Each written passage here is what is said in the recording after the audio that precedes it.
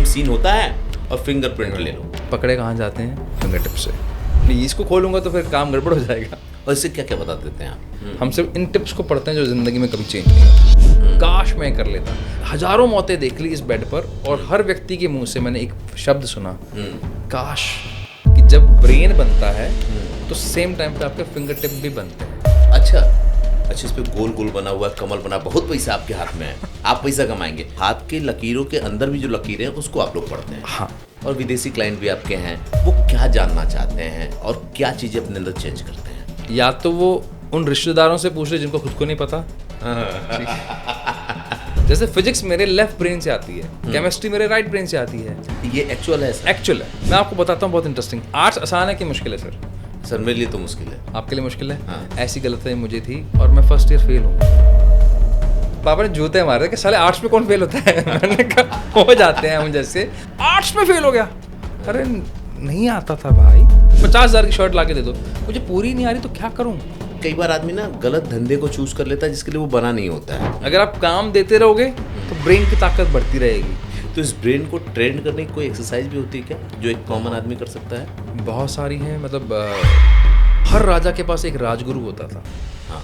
क्यों होता था? आज के टाइम पे वो राजगुरु नहीं है। हर व्यक्ति अपने आप को राजा समझता है। आज हमारा बच्चा रिजेक्शन फेस कहाँ कर पा रहा है? कितने बच्चों ने सुसाइड कर लिया?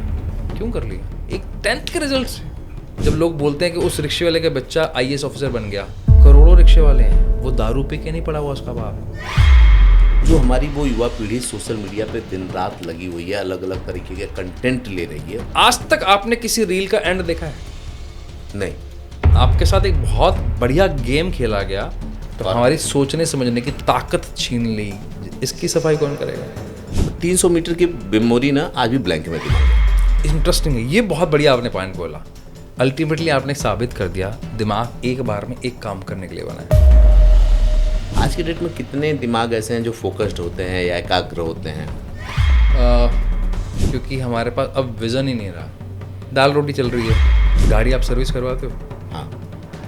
हम बॉडी की अच्छा, आपके एग्जाम्पल गजब है भाई, गजब तर्क है आपके। स्लीप अगर नहीं दी तो उससे बड़ा पॉइजन और कुछ नहीं है। आपके बैच में कितने लोग थे? 64। कितने लोगों ने जी न्यूज़ में काम कर लिया? जी न्यूज़ नहीं छोड़िए, मीडिया में ही केवल 5 लोग आए। ब्रेन की पावर असीमित है। सवाल तो यही है ना कि कैसे ब्रेन की ताकत को बढ़ाएं। आपने आज सहवास करना है बच्चे की प्लानिंग के लिए। लाखों ट्रिलियंस ऑफ सेल्स गए थे ना, एक वही क्यों अटैक हुआ, वही क्यों मैच हुआ? कोई सीरियल तो देख के नहीं गए हुए हैं। ऐसी कोई पिक्चर देख के तो नहीं गए हैं जहाँ पे वही आप फीड कर रहे हैं। बहुत सही चीज बोली आपने। हम भले ही बहुत हंस के बात कर रहे हैं इसमें, लेकिन बहुत गंभीर बात है। क्योंकि सबसे बड़ा चैलेंज क्या आ रहा है सर्वेश सर अभी इस टाइम? लोग रिश्ता नहीं निभा पा रहे। पैसा कमा भी लेंगे तो क्या कर लेंगे? AI बनाया किसने? तो फाइनली डिपेंड वो ह्यूमन पे करने वाला है। 12,000 से ऊपर तो हम फिंगरप्रिंट देख चुके हैं। 12,000 से ऊपर? हाँ। मैं लगातार पॉडकास्ट कर रहा हूँ, अलग अलग तरह के गेस्ट आते हैं, लेकिन कोई गेस्ट ऐसा टकराता है कि समझ में नहीं आता कि उनके बारे में इंट्रो कैसे दिया जाए। क्योंकि पहले तो दिमाग मानने को तैयार नहीं होता, और अगर वो प्रयोग आपने खुद के ऊपर करवा लिया और फिर उसका परिणाम कुछ ऐसा निकल के आया जो आप सोच ही नहीं सकते, तो फिर आपको लगता है कि यार अब क्या करें। आज मेरे साथ जो गेस्ट हैं वो हैं कि आपके इन 10 उंगलियों का अगर उन्होंने फिंगरप्रिंट ले लिया तो वो आपके दिमाग की वो ताकत और वो कमजोरियां आपको बता देंगे जो आप कभी सोच भी नहीं सकते। आपको लगेगा कि ये आपके हैबिट में चीज़ें चल रही हैं, लेकिन सच तो ये है कि आपका दिमाग उसी तरह से प्रोग्राम हुआ है, और वही प्रोग्राम जीवन में हमें सफल और असफल बनाता है। यकीन मानिए कि जब मैं अपना फिंगरप्रिंट दिया और जो उसका रिजल्ट निकल के आया, तो वो वही निकल के आया जब किसी ने मेरी हथेली देख करके वो ज्ञान बांचा होगा कि आपकी किस्मत में ये है। किसी ने मेरे माथे की लकीर पढ़ के बोला होगा कि आपकी किस्मत में ये है, या किसी एस्ट्रोलॉजर ने जो कहा होगा, वही बात कहा विकास नागरू जी ने। जी हाँ, आज के हमारे गेस्ट विकास नागरू जी हैं, जिनको आपने देखा होगा।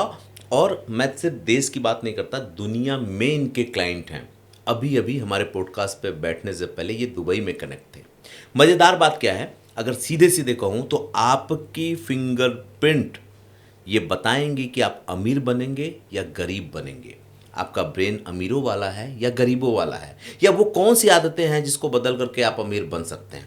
तो आइए सीधे स्वागत करते हैं और बात करते हैं, क्योंकि मुझे बोलने का बहुत मन कर रहा है, लेकिन अब मैं बोलने वाला नहीं हूँ। सीधे हम लोग क्वेश्चन पे चलते हैं। थैंक यू सो मच ये समय देने के लिए विकास भाई, क्योंकि मुझे लगता है बहुत दिनों से मैं आपको ट्रैक कर रहा था और आज हम दोनों मिले हैं। नहीं, थैंक यू तो मैं आपको कहूँगा, क्योंकि बहुत टाइम से हमारी बात चल रही है, लेकिन ये मौका बहुत कम लोगों को मिलता है इस सीट पे बैठने का और आपसे बात करने का। धन्यवाद, आपने मुझे बुलाया। Thank you, अरे आज मैं कुछ ऐसा पब्लिक को देने वाला हूँ ना आपके माध्यम से कि उनका दिमाग भी घूम जाएगा। अक्सर हमने फिल्मों में देखा था कि क्राइम सीन होता है और पुलिस के पास बस एक चीज़ होती है कि आओ भैया, वो फोरेंसिक वालों को बुलाओ और फिंगरप्रिंट ले लो। अभी तक तो हम ये जानते थे क्राइम करने वाले लोग फिंगरप्रिंट से पकड़े जाते हैं। क्या ये सच है कि पूरी ज़िंदगी का खाका आपके इन 5 हाथ, मतलब ये 5 और 5 उंगलियां बता देती हैं? ये इतना पावरफुल है कि जब भी कोई बच्चा पैदा होता है, जब दिमाग बनता है माँ के गर्भ में, उसी समय फिंगर टिप्स बनते हैं। हाँ। और भगवान ने भी क्या खूबसूरती रखी है कि 800 करोड़ अगर लोग हैं तो उतनी तरह के फिंगर टिप बनाए हैं। अच्छा। अभी एक व्यक्ति का दूसरे से फिंगर टिप नहीं बनता, मैं मिलता नहीं, मैच नहीं करता। अभी एक पिक्चर भी आई थी, नाम मैं बोल रहा हूँ, आदित्य कपूर की थी, जिसमें दोनों का डीएनए सेम है। अच्छा। आइडेंटिकल ट्विंस हैं। हाँ। लेकिन पकड़े कहाँ जाते हैं? फिंगर टिप से। तो डीएनए सेम हो सकता है, फिंगर टिप अलग अलग होगा। और फिंगर टिप क्या है? फिंगर टिप आपका ब्लूप्रिंट है, आपका वो चाबी है जिसका ताला यहाँ है, उसका ब्लूप्रिंट यहाँ दिखता है, आपको नक्शा यहाँ दिखता है। हाँ। तो उससे आपको पता लगता है आपको ब्रेन कैसा है। ब्रेन मतलब दिमाग, भगवान ने दिमाग लेके भेजा है, तो कुछ तो दिया होगा उसके अंदर। क्या दिया है वो यहाँ से पता लगता है। मैं इसको खोलूंगा तो फिर काम गड़बड़ हो जाएगा। तो भगवान समझदार था, कहते यार यहाँ दे देता हूँ, इसको पढ़ लो। और ये बहुत अलग है एस्ट्रोलॉजी से, पामिस्ट्री से, क्योंकि हम लोग मिस्टिकल जो लाइन्स हैं उसको नहीं पढ़ते, ये हमारी एरिया से बाहर हैं। हम सिर्फ इन टिप्स को पढ़ते हैं जो ज़िंदगी में कभी चेंज नहीं होती। और इससे क्या क्या बता देते हैं आप? अगर दिमाग का किसी ने इस्तेमाल करना है तो हम बता सकते हैं कि कहाँ इस्तेमाल हो सकता है। अच्छा। सीधा सीधा तो ये है इसका। बाकी जो भी जानना चाहें, मोस्ट इम्पॉर्टेंट कि अगर आपके पास पोटेंशियल है, पोटेंशियल मतलब आपके पास कोई काबिलियत है, तो 2 बातें होंगी, या तो काबिलियत पता है आपको या काबिलियत नहीं पता है। हाँ। अगर पता है हाँ। और पता होने के बावजूद उस पर काम नहीं किया, तो फिर क्या होगा? आप एक एवरेज लाइफ जिएंगे, हाँ। मन मुताबिक काम नहीं करेंगे, स्ट्रेस में रहेंगे, तनाव में रहेंगे, या उतना अच्छा नहीं कमा पाएंगे, चाहे आप जॉब में हो चाहे आप बिजनेस में हो। ठीक है। दूसरा था जिसको पता ही नहीं है। जब पता ही नहीं तो उसे काम तो उसने भी नहीं किया। हमारा काम ये है आपको बताना कि आप क्या काबिलियत लेके पैदा हुए हैं और उस काबिलियत को कैसे आप कैपिटलाइज कर सकते हैं। ओके। कैसे उससे अपना पूरा जीवन उस लेवल पे ले जा सकते हैं जिसके लिए आप बने हुए हैं, जिससे आपकी ज़िंदगी में काश ना आए। काश मैं कर लेता। मैं नाम भूल रहा हूँ उस राइटर का। एक नर्स थी सर, जो एक हॉस्पिटल में जिसकी ड्यूटी होती थी, जो डेथ बेड पे लोग होते हैं उनके साथ रहती थी वो। अच्छा। तो उन्होंने किताब लिखी, मैं नाम भूल गया हूँ मैं। तो उसका ये कहना था कि मैंने लगभग हजारों मौतें देख ली इस बेड पर, और हर व्यक्ति के मुंह से मैंने एक शब्द सुना, काश मैं ये ज़िंदगी जी लेता, मैं अपने मन मुताबिक ज़िंदगी जी लेता। तो उसने 5 काश पे किताब लिखी है कि 5 क्या ऐसी लास्ट की विशेष थी। तो हम कोशिश करते हैं कि वो आपकी ज़िंदगी में काश ना बने, पहले पता लग जाए, और उसको आप कैपिटलाइज करें अपने रिश्तों के अंदर, उसको सही तरह से निभाएं, आप अपना करियर उसमें बनाएं। तो 3 ही तो प्रॉब्लम है, हेल्थ की, वेल्थ की और रिश्तों की। तो तीनों चीज़ें हम उससे बता देते हैं। अच्छा, क्या कुछ ऐसा भी होता है कि कुछ ब्रेन बहुत अच्छे होते हैं, कुछ ब्रेन बहुत ख़राब होते हैं? ऐसा होता है रियल में, या ब्रेन एक ही तरह का होता है, उसको डेवलप करना पड़ता है? ये बहुत सही बात बोली आपने। एक्चुअली में भगवान ने अगर किसी को बनाया तो खराब तो नहीं हो सकता। हम सब उसके बच्चे हैं। तो अंश ठीक हैं, हम अंश बहुत बढ़िया उसके, अगर हम अंश हैं तो। लेकिन ट्रेंड और अनट्रेंड का फ़र्क है। जैसे एक सोल्जर ट्रेन है AK-47 चलाने के लिए, चलानी मुझे भी आ जाएगी, उसमें ट्रिगर ही तो दबाना है, बट मैं ट्रेन नहीं हूँ। मैं चोट खा जाऊंगा। एक क्रिकेटर, ट्रेंड क्रिकेटर है, तो वो इंडिया के लिए खेल रहा है, करोड़ों रुपए कमा रहा है, नाम कमा रहा है, इज्जत कमा रहा है। और मैं एक ट्रेंड नहीं हूँ, तो शायद मैं गली क्रिकेट खेल रहा हूँ। आप एक खुद मास मीडिया में रहें, आप जी न्यूज़ में रहें, आप ट्रेंड थे इसलिए आपने उस एक मुकाम को हासिल किया। मेरे को भी बोलना बहुत अच्छा आता है, लेकिन मुझे वो जगह नहीं मिलेगी क्योंकि मैं उसके लिए ट्रेन नहीं हूँ। तो एक ब्रेन ट्रेंड या अनट्रेंड होता है, खराब है, पुराने। इस बात से तो मैं सहमत हूँ। आप लोग ना उंगलियों से ब्रेन मैपिंग करते हैं जी। बेसिकली ये किस तरह से होता है? जो हमारा दर्शक है ना उसके लिए बड़ा नया टर्म होगा। जो लोग बहुत पढ़े लिखे हैं वो तो समझ पाएंगे, लेकिन जो लेमैन होगा ना उसको समझ में नहीं आएगा कि यार ये लोग क्या बात कर रहे हैं। तो मुझे बताइए कि आप कैसे ब्रेन को उसकी मैपिंग करते हैं, कैसे चीज़ों को निकाल पाते हैं? सर्वेश भैया, क्या होता है कि जब भी जैसे आपने महाभारत की कहानी सुनी होगी कि अभिमन्यु माँ के गर्भ में था तो उसने समझ लिया था कि कैसे उस चक्रव्यूह में जाना है। हाँ। लेकिन वो समझ नहीं पाया था कैसे वापस आना है। तो क्या समझा होगा उसने? उसने समझा होगा जो उसकी माँ सुनती होगी, सोचती होगी, बोलती होगी, जिस तरह के वातावरण में रहती होगी। बिल्कुल। होता क्या उस समय साइंटिफिकली, उस समय बच्चे का दिमाग बन रहा होता है जो माँ के गर्भ में 13वें हफ्ते में बनता है और 21वें हफ्ते तक बनता है। तो इसके जनक माने जाते हैं, इसको मेडिकली इस्टेब्लिश करने वाले डॉक्टर हार्लड कमिंस, जिन्होंने इसको इस्टेब्लिश किया कि जब ब्रेन बनता है तो सेम टाइम पे आपके फिंगर टिप भी बनते हैं। अच्छा।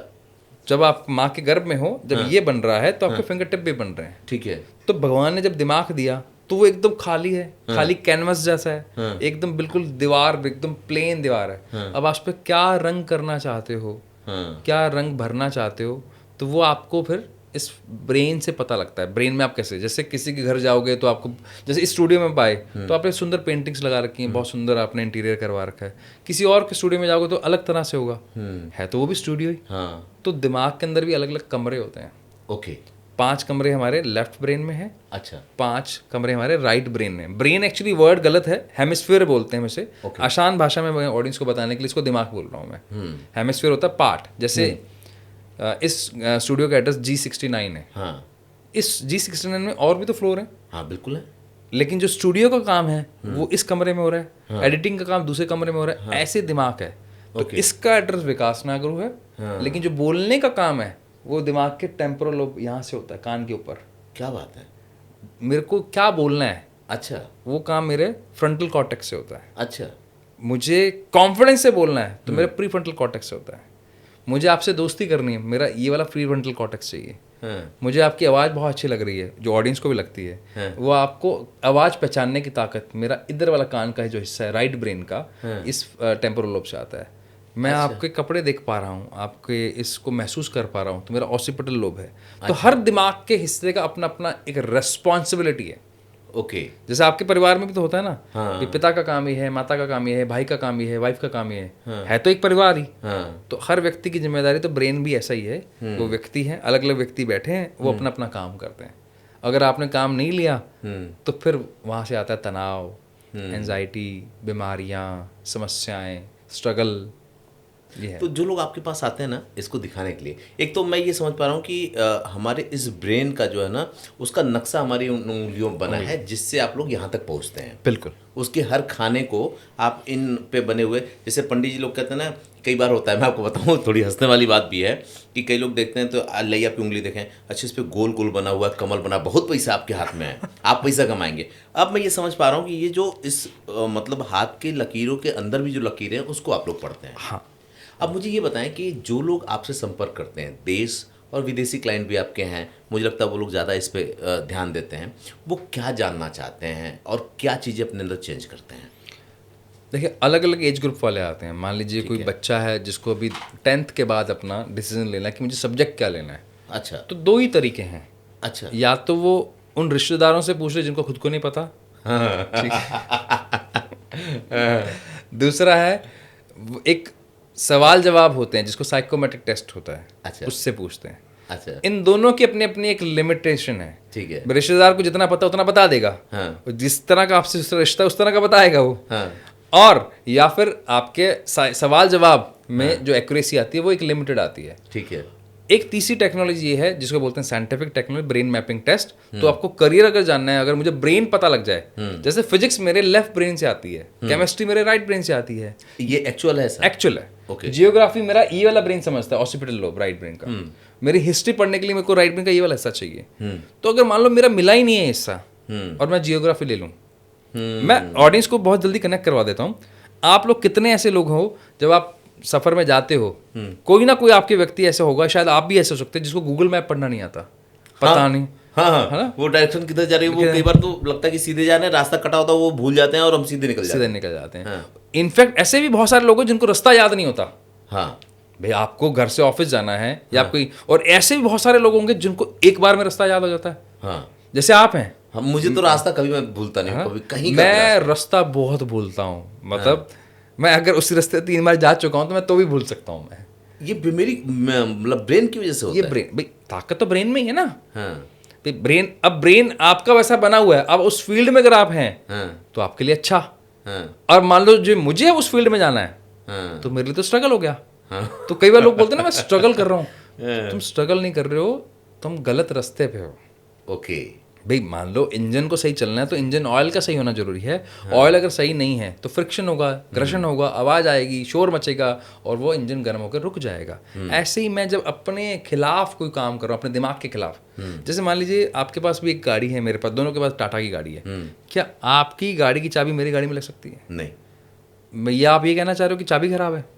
नहीं नहीं, अरे मेरी गाड़ी तो स्टार्ट हो ही रही है ना उससे। तो मेरी गाड़ी में क्यों नहीं लग रही? क्योंकि उसके लिए वो सही कंपैटिबल नहीं है, बिल्कुल सही दोस्ती नहीं है उसके आपस में उनका रिश्ता नहीं है। लेकिन मैं जिद्दी हूँ, मैंने घुसा दी चाबी, हाँ। अब गाड़ी भी स्टार्ट नहीं होगी और वो चाबी भी गई। आपकी गाड़ी भी गई, हाँ। मेरी गाड़ी भी गई, दोनों की गई। दोनों की गई। तो दिमाग इसी तरह काम करता है। हमारा काम है, आप किसी भी उम्र में हैं, जैसे आज जिसकी हम काउंसलिंग कर रहे थे, वो एक महिला है, 50 साल की हो चुकी हैं, उन्होंने बहुत सारे महंगे महंगे कोर्स किए हैं। हाँ तो सवाल ये था कि मैं ऑलरेडी अच्छा काम कर रही हूँ, फिर मैं ऐसा क्यों करती हूँ, और अब मुझे लगता है कि अब मैं बुढ़ापे की तरफ जा रही हूँ। तो हमारा जवाब था, बुढ़ापे की तरफ नहीं जा रहे हो, आप गलत काम में हो, इसलिए आप बार बार काम चेंज कर रहे हो। तो जिसको आप बोलते हो मैं बोर हो रहा हूँ, तो बोर इसलिए हो रहे थे क्योंकि आप गलत जगह बैठे थे। हमने थोड़ा सा उनको बोला कि आपको इस तरह के ग्रुप में जाना है, इस तरह के लोगों से मिलना है, हमने कुछ छोटे छोटे टिप्स दिए, उससे प्रॉब्लम सॉल्व हो गई। एक हरिद्वार के हैं जो मेडिकल स्टोर कभी चलाया करते थे, आज वो मेडिकल स्टोर नहीं चला रहे हैं, वो आज के टाइम पर बाइकर्स की एक एसोसिएशन चलाते हैं, कार एसोसिएशन, जिसमें कार रैलीज होती हैं। अच्छा। उसको तो उनको वैलिडेशन मिल गया हमसे। कर तो पहले भी रहे थे, लेकिन क्या मैं शिद्दत से करूं उसको वैलिडेशन।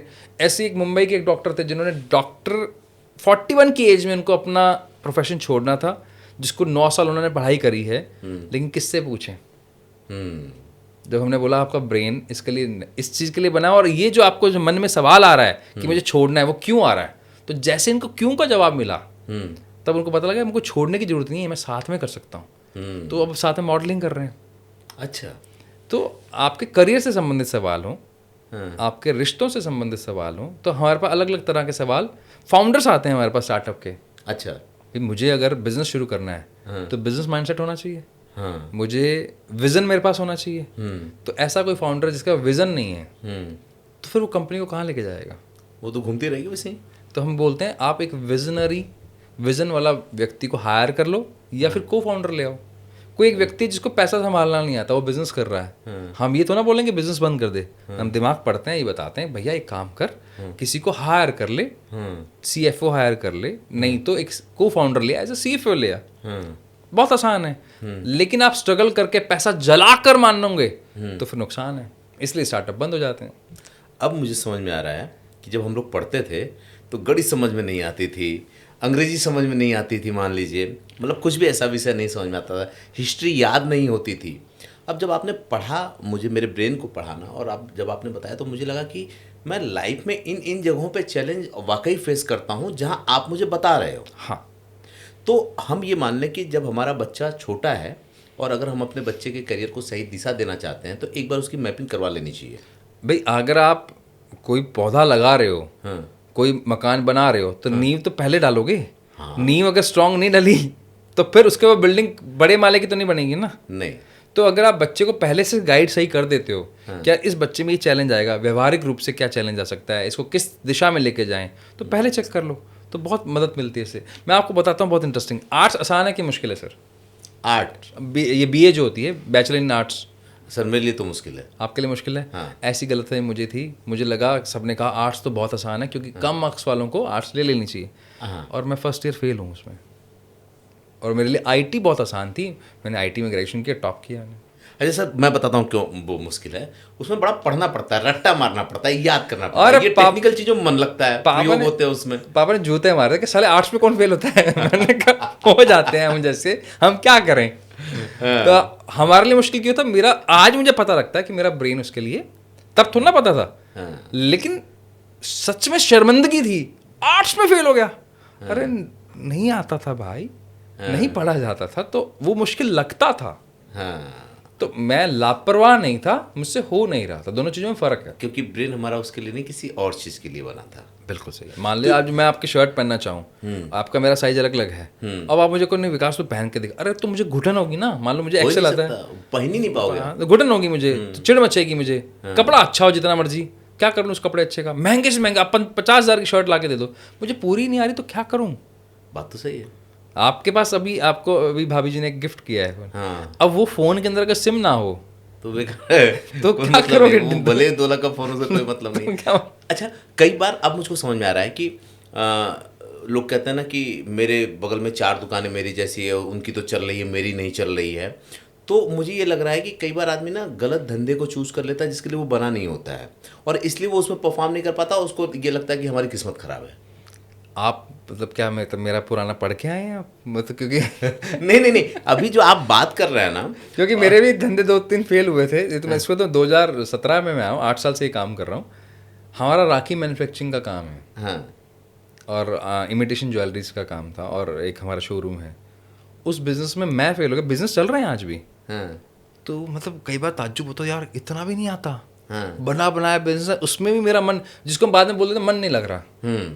मन इसलिए नहीं लग रहा क्योंकि तुम उसके लायक नहीं हो। बिजनेस तुम्हारे लायक तो हो, मतलब बिजनेस तुमसे बड़ा है एक्चुअली, तुम उस बिजनेस के लायक नहीं हो। तो बहुत समय बाद मुझे ये बात समझ में आई, बहुत नुकसान करने के बाद, कि मैं इस काम के लायक नहीं, मुझे कुछ और काम देखना चाहिए। मैं जब और काम देखा, भगवान की ऐसी कृपा हुई कि आज आपके साथ बैठने का मौका मिल रहा है। नहीं, मैं आपको बताऊँ कि मैं आपके साथ क्यों बैठना चाहता था। एक प्रोग्राम में हम और आप दोनों गए थे साथ में, इत्तेफाक से। वहाँ कई ऐसे लोग मिले जिन्होंने मुझको ये बताया ना कि ये जो विकास जी आपके मित्र हैं, मेरे बच्चे ने इनका कोर्स ख़रीदा है, वो पढ़ता है, बड़ा फ़ायदा होता है। एक जन ने मुझसे बोला कि इनकी, आप शायद पेड ये करते हैं, शायद काउंसलिंग आप, तो उन्होंने बोला कि अब उन्होंने पे करके आपसे काउंसलिंग ली थी, उनकी लाइफ बदल गई। तब मुझे भी ये जानने का शौक़ हुआ कि भाई ये क्या है, और मैं जाना खैर आते हैं उस पर चलते हैं आगे, नहीं तो दर्शक ये सोचेगा कि हम लोग अपने किस्से कहानी कह रहे हैं, लेकिन इसमें भी उनके मतलब की बात है। क्या उम्र के साथ ये ब्रेन की जो पावर है ना, वो चेंज होती है क्या?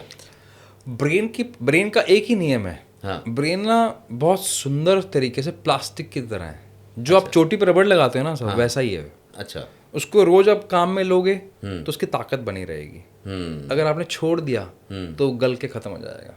ओके। तो ब्रेन कभी भी ना ऐसे कांस्टेंट नहीं रहता, हमेशा अप या डाउन जाएगा। अगर आप काम देते रहोगे तो ब्रेन की ताकत बढ़ती रहेगी, मतलब जितना काम उतना खुश, जितना काम उतना खुश। अगर आपने इसको काम नहीं दिया तो ये दिन ब दिन खत्म होता जाएगा।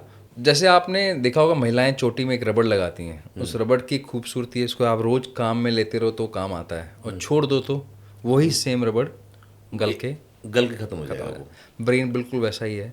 ब्रेन को आप काम देते रहो, उसको बहुत आनंद आता है, रोज काम दो, बहुत आनंद आएगा। इनफैक्ट आपकी बायोलॉजिकल एज बढ़ सकती है, लेकिन मेंटल एज दिन ब दिन कम हो जाती है अगर आप दिमाग को काम देते हो तो। अच्छा। और अगर काम नहीं दिया तो आपकी बायोलॉजिकल एज से ज़्यादा आपकी मेंटल एज बढ़ेगी, जिसको आप बुढ़ापा बोलते हो आप। तो कई बार आपने देखा होगा व्यक्ति उम्र से बूढ़े हो जाते हैं, लेकिन अंदर इतनी जिंदा दिली होती है, क्योंकि वो बहुत कुछ सीखते हैं, पढ़ते हैं, नया सीखते हैं, नए लोगों से मिलने में मजा आता है। और अभी साइंस बोलती है कि आप जितने नए काम करेंगे, चाहे आप किसी भी उम्र में हो, चाहे आप 5 साल के बच्चा क्यों इतना जिंदा रहता है भैया, क्योंकि हर समय उसकी एक्टिविटीज कुछ ना कुछ चलती रहती है। हाँ। वही 13, 14, 15 साल का बच्चा तो एकदम डल हो जाता है, क्योंकि उसको लगता है कि बस मुझे कुछ समझने वाला नहीं है, वो नया सीखना बंद कर देता है। तो वही हमारे साथ होता है, जो व्यक्ति सीखता रहता है। इसलिए मैंने पॉलिटिशियन से बड़ा मतलब बहुत प्रभावित हूँ, एक एक्टर से और एक पॉलिटिशियन। हर वक्त नया सोचते हैं, जोड़ तोड़ में लगे रहते हैं, कुछ ना कुछ नया सोचते हैं। तो मेंटली कितना यंग रहते हैं यार।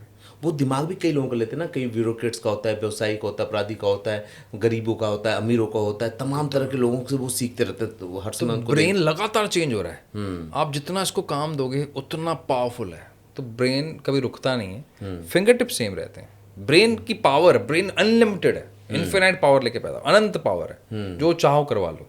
लेकिन उसको लगातार पॉलिश, लगातार लर्निंग फेज में लगातार सीखते रहने जरूरी है। तो क्या वो जो आप बता रहे थे कि ब्रेन के 6 खाने हैं, 5 लेफ्ट में 5 राइट में। अच्छा 5 लेफ्ट 5 राइट यानी 10 खाने हैं, क्या ये 10 एक साथ काम करते हैं या कुछ कुछ काम करते हैं, हर आदमी में अलग अलग काम करता है, या कोई ऐसा भी ब्रेन है जिसका 10 काम करता है?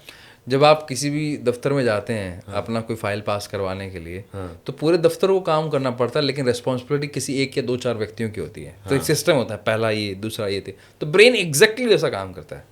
मुझे अगर बोलना है तो पूरा ब्रेन काम करेगा, क्योंकि उसको लगता है कि मेरे को एज अ टीम काम करना है। लेकिन जिम्मेदारी लीडर इस टाइम सेनापति कौन है?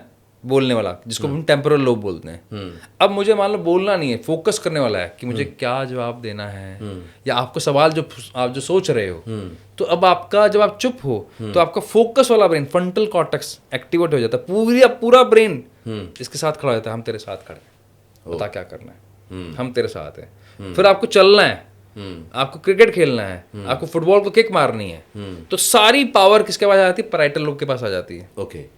और जब सामने आपके अचानक एक अजगर आ जाता है, तब आप या तो भागना है या फिर लड़ना है, या शेर आ जाता है, तो सारी ताकत किसमें आ जाती है? पैरों के अंदर और हाथ में, जिसको आप फाइट एंड फ्लाइट मोड बोलते हो। ओके। तो क्यों आ जाते हैं? ब्रेन को पता लगता है अब मुझे ये एक्शन लेना है, तो ब्रेन पूरा एक साथ काम करता है, लेकिन सेनापति चेंज होते रहते हैं। हर काम का हेड ऑफ डिपार्टमेंट अलग अलग है। ओके। तो इस ब्रेन को ट्रेन करने की कोई एक्सरसाइज भी होती है क्या, जो एक कॉमन आदमी कर सकता है? बहुत सारी हैं, मतलब बहुत सारी हैं, अनगिनत हैं, एक नहीं है, बहुत सारी हैं। अब जो लोग देख रहे होंगे ना, अब उनको इतना समझ में आ गया होगा, तो वो ये सोच रहे होंगे कि वो कैसे पता करें कि उनका ब्रेन कितना काम कर रहा है, या उनका ब्रेन कैसा है, या अपने ब्रेन का कितना इस्तेमाल कर पा रहे हैं। कोई ऐसा इंडिकेटर होता है क्या कि भाई आप अपने ब्रेन का इस्तेमाल कर रहे हो, नहीं कर रहे हो, आपका ब्रेन सुस्त पड़ा हुआ है, ज़्यादा रिस्पॉन्स कर रहा है, नहीं कर रहा है, ऐसा कुछ है? देखिए, पहले के ज़माने में तो क्या होता था कि मुझे बड़ा इंटरेस्टिंग लगता है, कई बार सोचता हूँ कि क्या हमारी सृष्टि रही है। हर राजा के पास एक राजगुरु होता था। हाँ। क्यों होता था? क्योंकि उसको मार्गदर्शन देता था। चलती किसकी थी फाइनली? राजा की। लेकिन मार्गदर्शन करने के लिए एक बर्ड आई व्यू, यानी कि थर्ड पार्टी, जो बाहर से सोच के बताए मेरी मानसिक स्थिति अभी कैसी है, उस पर डिपेंडेंट ना हो, क्योंकि मैंने पूरी प्रजा संभालनी है। उसके लिए राजगुरु लगते थे एक। आज के टाइम पे वो राजगुरु नहीं है, हर व्यक्ति अपने आप को राजा समझता है, लेकिन बिना राजगुरु के वो कैसा है? फिर तो वही कि वो जो करेगा उसका हानि लाभ सीधा उसके ऊपर सीधा उसके ऊपर, उसके परिवार के ऊपर। हाँ। तो ऐसे में आज के टाइम पर बड़ा मुश्किल है अपने आप को खुद से जज करना। ओके। तो या तो आप कोई आध्यात्मिक सेंटर ज्वाइन करें, जहाँ आप जाएं, जहाँ पर मेडिटेशंस करें, कुछ रिचुअल्स होते हैं, ताकि आप अपने आप के साथ समय बिताएं और तब आप समझ सकें। या फिर आपके पर्टिकुलर हर काम के लिए एक मेंटोर्स होते हैं। जैसे आपको पैसा संभालना है तो फाइनेंशियल एडवाइजर होते हैं, आपको घर लेना है तो प्रॉपर्टी एडवाइजर होते हैं, आपको कोई भी काम करना है उसके लिए एडवाइजर्स होते हैं। तो ऐसे जब आपको अपने आप को समझना है, अपने पोटेंशियल को समझना है, तो उसके लिए हम जैसे एनालिस्ट होते हैं, ऐसे साइकोलॉजिस्ट होते हैं बहुत सारे, जो आपको बेहतर तरीके से समझाने में हेल्प करते हैं। तो खुद से नहीं होगा, खुद से फिर भी आपको आध्यात्मिक सेंटर तो जाना पड़ेगा। हाँ, जहाँ से आपको एक अलग व्यू मिल पाए, जहाँ से आपके दिमाग को एक चैलेंज मिल पाए और आप सोचें, कुछ अलग सोचें। क्योंकि मेरी भावनाएं तो चेंज हो रही है ना। अभी मैं आपके साथ बैठा हूँ, बड़ा अच्छा लग रहा है यार मेरे को, मैंने बहुत बड़ा अचीवमेंट कर लिया। इस टाइम पे मेरे मूड्स अलग हैं, तो मेरे को लग रहा है मेरे से ज़्यादा पावरफुल व्यक्ति कोई नहीं है। बाहर निकला, एक ठेले वाले ने मेरी गाड़ी को मार दिया और 4 गालियाँ और दे दी, तो मेरा कॉन्फिडेंस खत्म हो गया। मैं लड़ पड़ा, तो मेरे इमोशंस एकदम शैटर्ड हो गए। यार मैंने तो किसी को ही नहीं जानता, मैं किसको बोलूँगा? तो एक ही मिनट में मेरे इमोशंस चेंज हो रहे हैं, तो मैं कैसे अपने आप को पहचानूं? मुझे बाहर वाला व्यक्ति बताएगा, बाहर से जो देख रहा है। ये बात तो सही है कि हम खुद से अपने आप को जज नहीं कर सकते, करना भी नहीं चाहिए। आजकल ना आप देखते होंगे तमाम तरह के जो इस तरह के काउंसलर जो बच्चों को ट्रेन करते हैं, या आप देखेंगे कि जब आप प्ले स्कूल में जाते हैं, कोई अच्छे स्कूल में जाते हैं, तो वहाँ की जो टीचर्स होती हैं वो माँ से कहती हैं कि आप बच्चों को नो ना बोलो, या कुछ शब्द हैं नहीं बोलो। तो क्या ऐसा होता है क्या कि जब कोई पेरेंट अपने बच्चे को पालता है, तो उस समय उसकी कही गई बातें उसके ब्रेन को कैसे डेवलप करेंगी, ये उस पर निर्भर करती हैं? देखिए, शाब्दिक आप जब भी शब्द बोलते हो, उनकी एक ऊर्जा है। क्योंकि क्वांटम फिजिक्स ये कहती है, शास्त्र तो कहते हैं क्वांटम फिजिक्स भी, मैंने कुछ भी सोचा, बोला, या सिर्फ मैंने अपना ध्यान भी लगाया कहीं पे किसी बात पर, तो उसकी एक ऊर्जा है। तो ऊर्जा तो कभी भी या तो ख़त्म भी नहीं होती ना नहीं बनती है, तो सिर्फ अपने शक्ल चेंज करती है। तो अगर मैंने मेरे बच्चे को बोला कि तुम इस लायक नहीं, नालायक है तुम, हमेशा बेवकूफ़ियाँ करता है, तो उसको बेवकूफ़ी वर्ड नहीं समझ में आएगा। उसके दिमाग में इमेज जाएगी एक हारा हुआ इंसान, वो छुप गया उसके दिमाग में। या फिर एक गधे की इमेज बनी, मैं बोलता हूँ गधा है तुम, तो उसके दिमाग में क्या पिक्चर बनी, गधे की पिक्चर बनी। जब आप ऑडियंस सुन रही हैं तो ऑडियंस के दिमाग में जब मैं नींबू बोलूंगा तो नींबू दिखाई देगा, तो क्योंकि आपको शब्द नहीं सुनाई देते, शब्द के रूप में एक पिक्चर दिखाई देती है। तो आपके शब्द बच्चे के मन पे बहुत बड़ा प्रभाव डालते हैं। इसलिए आप याद कीजिए, हमारे माता पिता, जब आपके माता पिता होंगे मेरे, हमें गलत शब्द नहीं बोलते थे, बिल्कुल हमें डांटते थे, उनका एक खौफ था, उनका एक रिस्पेक्ट था, डर था। लेकिन ऐसा कितनी बार हुआ कि आपके पिता ने आपको बहुत गलत बोला?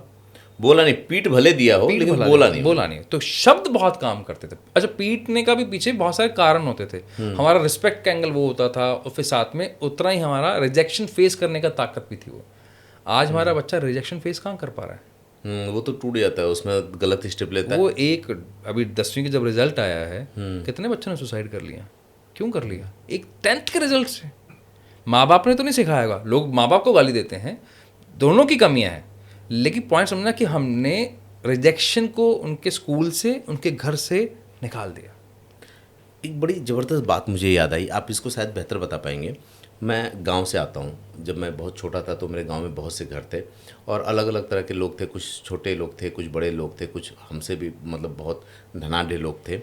तो जो उस तरह से छोटे लोग, कम पढ़े लिखे लोग थे, कम समझदार थे, तो वो अपने बच्चों को गालियाँ दिया करते थे और बहुत ताना मारते थे, कोसते थे।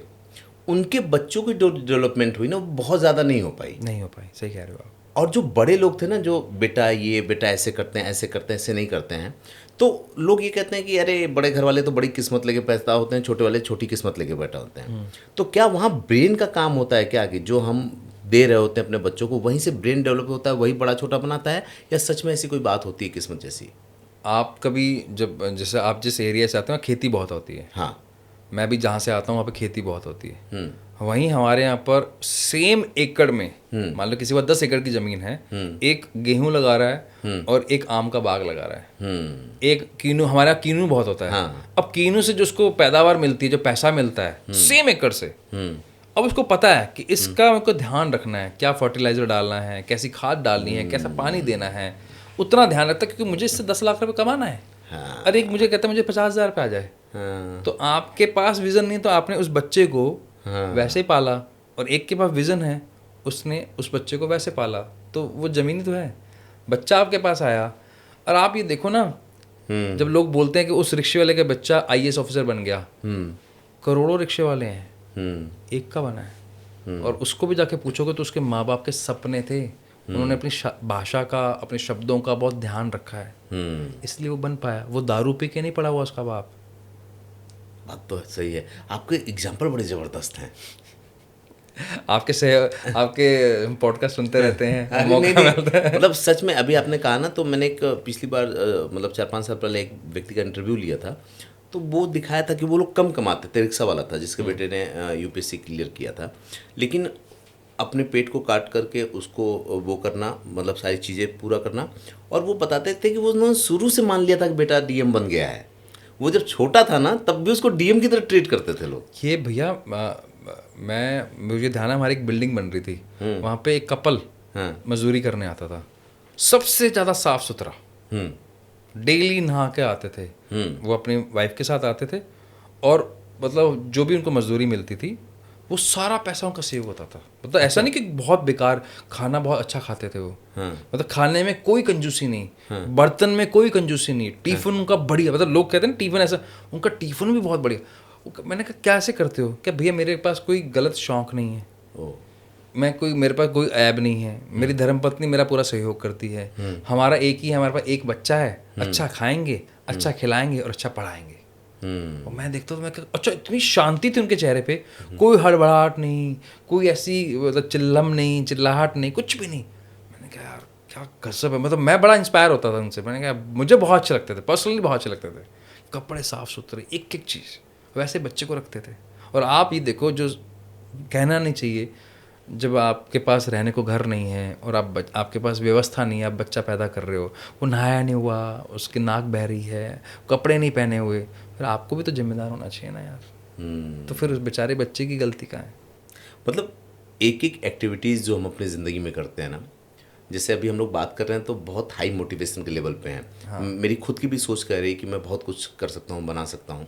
तो ये हमारे ब्रेन के डेवलपमेंट में बहुत सहायक होती है। बहुत बहुत। इनफैक्ट एक रिसर्च कहती है सर्वेश भैया, मान लीजिए आपके ग्रुप में हाँ ऐसे 5 लोग हैं, 5 नहीं तो 3 लोग भी हैं जो ये मानते हैं कि सर्वेश मिश्रा इस चीज के लिए बने हुए हैं, उम्मीद रखते हैं, आप नहीं हैं अभी लेकिन उम्मीद रखते हैं, आपका मोटिवेशन, आपका पोटेंशियल, ये रिसर्च है हार्वर्ड बिजनेस की, हार्वर्ड मेडिकल रिसर्च, आपका पोटेंशियल बढ़ जाएगा काम करने का। अब मान लीजिए आप ही के सर्कल में 3-4 लोग ऐसे हैं जिसको आपसे कोई शिकायत नहीं है लेकिन उम्मीद नहीं है, ऐसा नहीं मानते कि आप बहुत बड़ा कोई काम कर सकते हैं, कभी आपको कहा भी नहीं है, कभी इस तरह की बातें भी नहीं हुई है, तो सर्वेश मिश्रा जी का जो पोटेंशियल है वो लगभग 52% कम हो जाता है। इस रिसर्च को मैं साबित कर देता हूँ, प्रत्यक्ष को प्रमाण कैसा। ये जो पॉडकास्ट शुरू किया मैं अपने मित्र के कहने पे शुरू किया, और उसके पहले मैं छोड़ चुका था। मित्र ने मुझसे क्या बोला कि आप अच्छा मित्र का नाम ले दो ना ताकि हाँ, मैंने कई बार लिया भी, मैं चंदन मिश्रा की बात कर रहा हूँ, आपके भी कॉमन मित्र हैं वो। उन्होंने मुझसे कहा कि रात को 2 बजे हम लोग गाड़ी में बैठे हुए थे, उन्होंने कहा कि सर आप अच्छा बोल लेते हो, आपकी आवाज़ अच्छी है, आपके कहने का तरीका अच्छा, आपको पॉडकास्ट शुरू करना चाहिए। मैं छोड़ चुका था, मेरे 4-5 चैनल ऐसे मोनेटाइज थे जो अब मैं अपनी कंपनी शुरू किया तो उसके पहले सब छोड़ दिया था। आज से 8 महीना पहले उन्होंने ये कहा मुझ पर, तो मुझको पुश मिला, और मैंने जब ये कहना शुरू किया तो जो मेरी और उनकी गाड़ी में बात हुई थी, मेरे वीडियोस पे जाकर के लोग कमेंट पढ़ लें, लोग यही कहते हैं कि आपका तरीका, आपकी आवाज़ और आप जिस तरीके से कॉमन लोगों के मन की बातें आप पूछते हैं वो बड़ा अच्छा है। तो वो जो रिसर्च की बात करें वो तो प्रमाणित होता है। इसीलिए मैं आपसे एक सवाल पूछा था, और ये सवाल पूछने के पीछे एक वजह थी। अब जो मैं सवाल पूछने जा रहा हूँ, बेसिकली सवाल तो मेरा वो था कि जब हमारी एक एक एक्टिविटीज़ ये मायने रखती है, तो जो हमारी वो युवा पीढ़ी सोशल मीडिया पे दिन रात लगी हुई है, अलग अलग तरीके के कंटेंट ले रही है, उसके दिमाग का आने वाले वक्त में कैसी स्थिति होगी? क्या ये जो क्राइम भी बढ़ रहा है, नए नए बच्चे क्राइम कर रहे हैं, ये उसकी वजह से दिमाग पे असर पड़ रहा है? थोड़ा सा आप एक्सप्लेन ज़्यादा बेहतर कर पाएंगे इसको। इसका बहुत जल्दी ऑडियंस कनेक्ट कर जाएगी इस बात से। मुझे आपसे भी सवाल है, इंस्टाग्राम पर आपने भी रील देखी होंगी कभी ना कभी? हाँ, खूब देखिए। आज तक आपने किसी रील का एंड देखा है? नहीं। अपने आप चलती हैं? हाँ। क्यों? ये उसका हुक फैक्टर है। अच्छा। अब आप सोचो हुआ क्या। हाँ। आपके साथ एक बहुत बढ़िया गेम खेला गया, और वो तो मस्त है, मार्क जकरबर्ग वो तो आराम से बैठा है, हाँ। लेकिन वो गेम हमारे साथ खेल गया। हाँ। जब आपने, पहले आपको क्या कहा जाता था? पढ़ो, समझो और रुको। सॉरी, पढ़ो, रुको और समझो। हाँ। आज के टाइम पे जब मैं रील देख रहा हूं तो मैं रुका तो नहीं, इन्फॉर्मेशन मैंने अंदर ली, प्रोसेस किया नहीं, तो मेरे दिमाग में क्या अंदर गया मुझे पता ही नहीं लगा, और अंदर जाया जा रहा है। और उसके बाद क्या होता है, फिर मेरे को धुंधला दिखना शुरू होता है, यानी कि मैं अपनी सोचने समझने की शक्ति खो देता हूं, और मुझे लगता है कि मैं सोच रहा हूं। तो आपको इल्यूजन में डाल दिया गया कि आपकी वजह से, जैसे आपने सिर्फ बोला कि मुझे शूज खरीदने हैं, आपको ऐड आने शुरू हो गए, तो आपको इन्फ्लुएंस कर दिया गया कि अब आप तो शूज ले ही लो। ऐसे जब आप रील देख रहे हो, पहली रील में था कि भारत ने ऑपरेशन सिंदूर चलाकर अच्छा किया, दूसरी रील में आया ऑपरेशन सिंदूर को बंद करके बुरा किया, तीसरी रील में आया ऑपरेशन सिंदूर को बंद करके अच्छा किया। आपको इन्फ्लुएंस कर दिया गया। अब आपके कंफ्यूज, अब आपके ब्रेन के पास डेटा क्या है?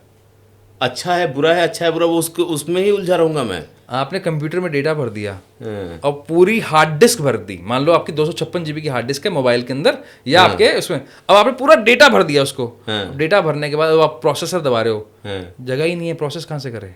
हाँ। और आप इसलिए इंस्टाग्राम रील आपकी मानसिकता को खराब कर रहा है। और मैं ये नहीं कहता कि देखना बंद कर दो, मैं इतना कहता हूँ 10 मिनट का टाइमर लगाओ, देखो, सिर्फ 30 सेकंड के लिए ब्रेक ले लो।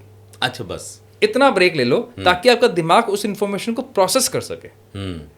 फिर आपका मन धीरे धीरे, जिनको एडिक्शन है ना, वो अपने आप कम हो जाएगा, सिर्फ 30 सेकंड के ब्रेक से। और ये मैं नहीं कह रहा हूँ, ये रिसर्च कहती है कि रिपीटिशन या इंस्टाग्राम रील्स आपके दिमाग को नुकसान पहुंचाती है। जब आप रुक जाते हो तो आपको सोचने समझने की ताकत मिलती है। अदरवाइज आपके पास वो क्षमता भी नहीं रहेगी कि मुझे कौन सा कपड़ा पहनने हैं। आपके डिसीजन इतने ज़्यादा प्रभावित हो चुके होंगे, और आपको लग रहा है कि आपने शर्ट अपने पसंद से ली। नहीं, तो आपको प्रभावित किया गया है। हाँ। तो आपके अंदर वो क्षमता ही जब चली जाएगी तो आप में और पशुओं में फ़र्क क्या रह गया? मेरे में और पशु में फ़र्क क्या है? कुछ नहीं, फिर तो हमारी सोच समझ में बुद्धि काम नहीं कर रही है। भाई वो कहीं भी लगता है, कहीं शुरू हो जाता है। कपड़ा पहना नहीं पहना उससे फर्क नहीं पड़ता। इसका एक ही काम है, सर्वाइवल और मेटिंग। मेरे को या तो संबंध बनाना है या फिर मुझे अपना बचाव रखना है। तो मुझ में और उसमें फर्क क्या रह गया? उसी तरफ हम जा रहे हैं जिसको ज़ॉम्बी बोलते हैं। हाँ, तो हमारी सोचने समझने की ताकत छीन ली, मतलब डाउन द लाइन ये शायद छीन लेंगे अगर हमने अपने आप पे कंट्रोल नहीं किया तो। अच्छा, ब्रेन कितनी बड़ी चीज़ है, मतलब ईश्वर जो दे करके भेजता है, एकदम फ्रेश खाली करके भेजता है, भाई जो बनाना है बना लो अपने आप को। पहले के लोग इसीलिए थोड़े समझदार हो जाते थे, पेशेंस होता था, तमाम तरह की एक्टिविटीज़ करते थे, प्रयोग करते थे। अब मुझे एक बात बताएं कि ये तो आपने बता दिया, अब ये सब कुछ हो गया, वो मैं उसी पिछले क्वेश्चन को पकड़ के बैठता हूँ कि हमने ले लिया कि सिंदूर का ये फ़ायदा हुआ, एक वर्ग ने लिखा, दूसरे वर्ग ने लिखा कि मोदी ने तो बर्बाद कर दिया। अब एक जो कॉमन आदमी है वो सोचने लगा कि यार ये हुआ तो पता नहीं अच्छा हुआ कि बुरा हुआ। अब उसके साथ स्ट्रेस पनपा। अब जो ये स्ट्रेस पनपा वो दिमाग पे असर क्या डालता है, और इसी से जुड़ा हुआ दूसरा सवाल कि अगर वो खराब असर डालता है तो उसको कैसे मैनेज कर सकते हैं? आपका जो प्रेजेंट है, हाँ, वो किस वजह से? क्योंकि आपने जो पास्ट में डिसीजन लिए, हाँ, और फ्यूचर क्या बनेगा जो मैं प्रेजेंट में डिसीजन लूंगा। हाँ। अब छोटी सी बात, जब मेरा प्रेजेंट चेंज नहीं हुआ, वो क्यों चेंज नहीं हुआ? क्योंकि मेरे पास पास्ट की मेमोरी, जिसको आप एक्सपीरियंस बोलते हो, कि मेरे पास अनुभव है किस चीज का, इस काम का ये रिजल्ट होता है, इस काम का रिजल्ट नहीं होता है। तो आपने अपने आप को लिमिट भी तो कर लिया। तो अब आपने ऐसे किसी एक हिस्से का पार्ट बन गए जो आपके कंट्रोल से बाहर था। आपने ऑपरेशन सिंदूर चलाया नहीं, आपको गणित पता नहीं, वहां क्या चल रहा है आपको पता नहीं, वो आपके कंट्रोल से बाहर है, लेकिन आपने एक धारणा बनाई जिसका आपको धारणा का पार्ट नहीं बनना चाहिए था। चलो ये तो देशभक्ति की बात है। एक रणवीर अलाहाबादी और समय राणा की इंसिडेंट हुआ, उससे आपका क्या लेना देना है? सही बात है, आपका कोई लेना देना नहीं। आपका एक ही इनपुट है, आपको अच्छा लगा या बुरा लगा, उसको आप साइड में रखो, आप उसका पार्ट क्यों बन रहे हो? अब पार्ट बन रहे तो आपको लगता है कि अगर मैं हर चीज में पार्टिसिपेट नहीं कर रहा तो पहली दिक्कत क्या हुई? मुझे फोमो हो रहा है, मैंने तो कुछ मिस कर दिया यार, मुझे पता ही नहीं है। तो उससे आपकी आइडेंटिटी क्रैश हो गई। तो पहली दिक्कत तो है कि आपका सेल्फ लव डाउन हुआ, तो पहली समस्या। दूसरी समस्या, आपकी सोचने समझने की ताकत को छीन लिया गया।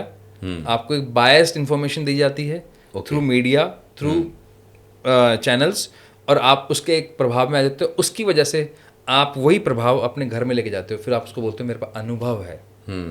तो उस अनुभव की वजह से आप 100 करोड़ रुपए कमा सकते थे, लेकिन आपने बोला लोग अच्छे नहीं हैं, अनुभव है मेरे पास। आप एक बहुत बड़ा नाम कमा सकते थे, आपने बोला नहीं लोग अच्छे नहीं है, मेरे पास अनुभव है। आप एक लेखक बन सकते थे, आपने बोला नहीं इससे फर्क नहीं पड़ता, मेरे पास अनुभव है। तो आपका अनुभव आपको रोक रहा है, और इसलिए पहले एक प्रैक्टिस कराई जाती थी। एक बात बोली गई थी गीता में, कर्म करो फल की इच्छा मत करो। लोगों ने अपने हिसाब से मतलब निकाला। भैया वो इतना कहना चाह रहे थे कि तुम्हारा काम है एक्ट करना, इमोशंस को अंदर स्टोर मत करो ताकि आप क्लीन रहो। भैया आप रोज नहाते क्यों?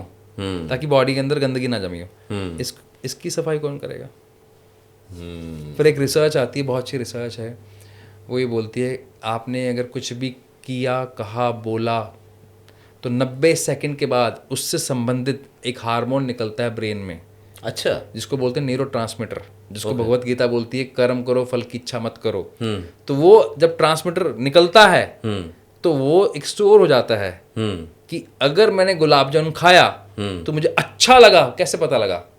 वो ट्रांसमीटर की वजह से वो इमोशन बना, उससे एक मेमोरी बनी, उस मेमोरी से एक हैबिट बनी कि गुलाब जामुन खाने से ऐसा होता है। फिर मैंने देखा कि मेरा कुछ मीठा खाने का मुंह कड़वा हो जाता है, तो मुझे पता लगा इन चीज़ों को खाने से कड़वा होता है। कैसे पता लगा? क्योंकि स्टोर है। तो अगर आपने उसको बंद नहीं किया तो फिर आप उसी लिमिटेड मेमोरी का एक पार्ट बन जाओगे। तो आपको पास्ट को ठीक करना है तो प्रेजेंट के अंदर उसको क्लीनिंग करो, तो फ्यूचर आपका बेस्ट बनेगा। इसीलिए लोग कहते हैं पूर्वाग्रह से ग्रसित रहोगे तो जीवन में कुछ नहीं कर पाओगे। और ये पूर्वाग्रह से ग्रसित होने का मतलब हमारे दिमाग के वो जो आप 10 सेक्शन बता रहे थे वो ब्लॉक होते चले जाते होंगे। मतलब जैसे आप किसी कमरे को 3 महीने नहीं खोलो, जैसे स्टूडियो को ना खोलो तो जाले लग जाएंगे। अंदर आने का मन नहीं करेगा, नेगेटिविटी हो जाएगी, मिट्टी धूल भर जाएगी। वैसे दिमाग है, दिमाग को अगर आप 3 महीने यूज नहीं करो किसी भी एक हिस्से को, आप पैदल नहीं चलोगे वो वाला हिस्सा डल हो जाएगा, आप अच्छी बातें नहीं करोगे तो वो हिस्सा डल हो जाएगा, अच्छी चीजें नहीं देखोगे वो हिस्सा डल हो जाएगा तो जाले लग जाएंगे। फिर कहेंगे यार तनाव हो रहा है, पता नहीं कुछ मिसिंग है यार, पता नहीं कहाँ, मन ही नहीं लगता मेरा किसी काम में। ये हर कोई आजकल हर कोई इस बात को बोला, तीनों शब्द हर कोई बोल रहा है। अरे आप शब्द सही बोलो। मुझे आपकी की एक बात बुरी लगी, हाँ। मेरा गुस्सा आया हुआ, ऐसा नहीं, मुझे सर्वेश जी की ये बात अच्छी नहीं लगी तो मेरा मन खराब है। मन खराब है अलग वर्ड है, गुस्सा आना एक अलग वर्ड है। हमने शाब्दिक रूप से ही अपने आप को खराब कर लिया। पहले हम क्या बोलते थे, एक बात है यार, अमर जी बड़ी बात बोलते हैं इस बारे में। अब आज बोलते हैं यार एक परेशानी है। बात अलग बात है, परेशानी अलग चीज है, समस्या अलग चीज है। भाई मान लो आज मेरा रास्ते में गाड़ी में पेट्रोल खत्म हो जाए, मैं बोलूंगा यार एक दिक्कत हो गई, ये तो ना बोलूंगा बहुत बड़ी समस्या हो गई। हाँ, हम तो इसको भी समस्या मान लेते हैं। तो हमने अपने जीवन में छोटी चीजों को बड़ा बना दिया, तो दिमाग पर बोझ ज्यादा डाल दिया, और दिमाग ने उसको पकड़ के बैठ लिया कि भाई इसने हमको ये सिग्नल भेज दिया कि ये जो है ना समस्या है। हाँ। तो छोटी चीज भी हमारे लिए वो समस्या बन जाती है। मेमोरी कैसे काम करती है सर्वेश भाई, मैं आपको बताता हूँ, बहुत इंटरेस्टिंग है, मतलब ऑडियंस को भी जल्दी समझ में आ जाएगा। मान लीजिए आप गाड़ी चला रहे हैं, हाँ। और गाड़ी किसी से लग गई, हाँ। और आपका वहाँ पे आप बाहर निकले, तब पहले दिमाग में मेरी किस्मत ही खराब है यार, उस दिन भी गाड़ी लग गई थी, उससे पहले भी गाड़ी हो गई थी, ऐसे भी हो गया था, वैसे भी हो गया था। हाँ, ऐसा ही होता है। ये कहाँ से आया? तो आपका दिमाग डॉट कनेक्ट करता है। हाँ। अब मान लो पुरानी मेमोरी हटा दें, हम्म। आपको लगता है ठीक है यार लग गई यार, चल आगे। जैसे आपने भी किया, आपकी गाड़ी का कल जैसे हुआ, आप इमीडिएटली बोला क्या नया लेना था, बात खत्म हो गई। अगर यही आप कनेक्ट कर देते, विकास है उस दिन भी ऐसा हुआ, उस दिन भी पैसे लग गए, उस दिन भी ऐसा हुआ, उस दिन भी ऐसा हुआ, मैं 50,000 खर्च कर चुका हूँ, तो आपने अंदर एक ब्लॉकेज डाल दी कि मेरे को कोई चीज़ फलती ही नहीं है यार, मैं नया लेता हूँ ना मुझे फलता ही नहीं है। अरे फलता सब है, तुमने मेमोरी ऐसी बना रखी है सिर्फ। अच्छा, एक बात बताइए मुझे, अभी जब आपने ये बोला तो मुझे याद आया, मैं अपनी पत्नी के साथ आ रहा था और मैं उधर आजमगढ़ से आ रहा था, हम लोग सूरजपुर पहुँचे। तो सूरजपुर से परी चौक के बाद जब हम लोग आते हैं और ये सूरजपुर से कट जो ग्रेटर नोएडा की तरफ आता है, वहाँ पे करीब 300 मीटर का ऐसा दायरा रहा जो आज तक मैं याद करने की कोशिश करता हूँ कि वहाँ से मेरी गाड़ी यहाँ तक आकर के इस मोड़ से कैसे घूम गई अपने आप, मुझे नहीं पता। मतलब वो 300 मीटर में 2 मोड़ पड़े थे, और जब मैं घूम गया और मेरे सामने सीआरपीएफ वाला कैंप आया तो मैंने पूछा कि अरे ये कब हम यहाँ आ गए। तो उन्होंने मुझसे बोला, पत्नी ने, कि गाड़ी आप चला रहे हो, आपको तो पता होना चाहिए। मैंने कहा कि यहाँ से हम कैसे, जबकि वो 2 रेड लाइट है। तो क्या दिमाग इस तरह से चीज़ों को फिट कर लेता है? मुझे आज भी नहीं पता कि मैं सही रास्ते पे कैसे आया, क्योंकि कुछ सोच रहा हूँगा। वो 300 मीटर की मेमोरी ना आज भी ब्लैंक है मेरे दिमाग में।